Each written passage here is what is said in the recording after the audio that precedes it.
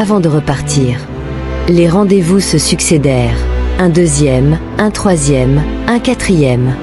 Alex était sous le charme. Pourtant, malgré son attirance, il ne chercha jamais à la toucher. Il voulait prendre son temps, construire quelque chose de solide. Alex était sous le charme, mais quelque chose l'intriguait. Chaque fois qu'il proposait de venir chez elle, Clara esquivait. « Mon appartement est en désordre en ce moment. Et puis, mes parents sont stricts. » Finalement, c'est encore elle qui vient chez lui. Cette nuit-là, tout changea. Ils firent l'amour, et Alex crut avoir trouvé l'amour de sa vie. Le lendemain matin, à 7 heures, Alex déposa Clara près de chez elle, dans son quartier.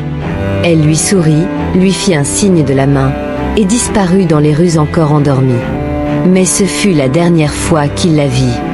Dès qu'il rentra chez lui, Alex lui envoya un message « Merci d'être passé ».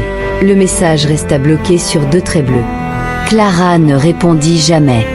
Son compte Facebook disparut du jour au lendemain, comme si elle n'avait jamais existé. Inquiet, Alex se rendit dans son quartier pour tenter de la retrouver. Ce qu'il découvrit le glaça jusqu'aux os. Un menuisier du coin, un homme âgé aux mains calleuses, lui apprit que Clara était morte dans un accident 2 ans plus tôt. C'était lui qui avait fabriqué le cercueil dans lequel elle avait été enterrée. Les parents de Clara avaient quitté le quartier après l'avoir inhumée dans leur village natal. Personne ne savait où ils étaient partis. Alex était sous le choc. Clara, la fille avec qui il avait passé des heures à discuter, à rire, à partager des moments intimes, était une revenante. Cette nuit-là, Alex fit un rêve étrange. Il se voyait avec Clara sur une plage, les vagues caressant doucement le sable.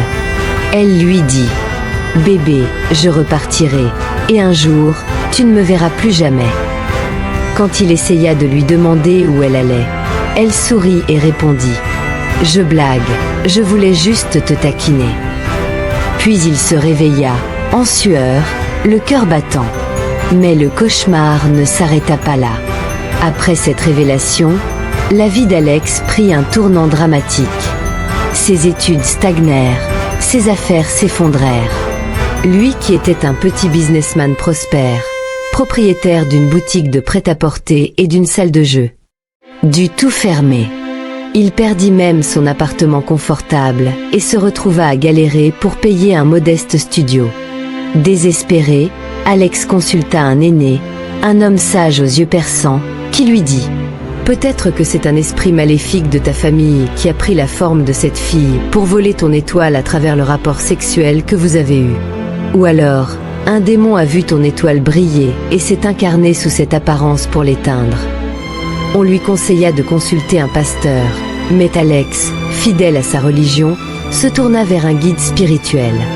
Lors d'une séance de vision, on lui révéla qu'il devait demander pardon à une femme pour qu'elle lui rende ce qu'elle lui avait pris. Des sacrifices furent organisés, des cérémonies coûteuses, mais rien ne changea. Aujourd'hui, Alex erre, hanté par cette histoire. Il ne sait plus à quel saint se vouer.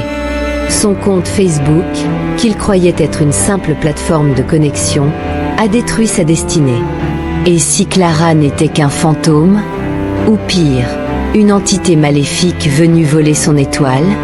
Cette histoire, aussi incroyable qu'elle puisse paraître, nous rappelle que certaines rencontres ne sont pas ce qu'elles semblent être. Parfois, derrière un sourire radieux se cache un mystère bien plus sombre. Que auriez-vous fait à la place d'Alex? Donnez vos avis en commentaire et n'oubliez pas de vous abonner, de lâcher un pouce bleu et d'activer la cloche de notification pour des histoires fascinantes comme celle-ci à venir.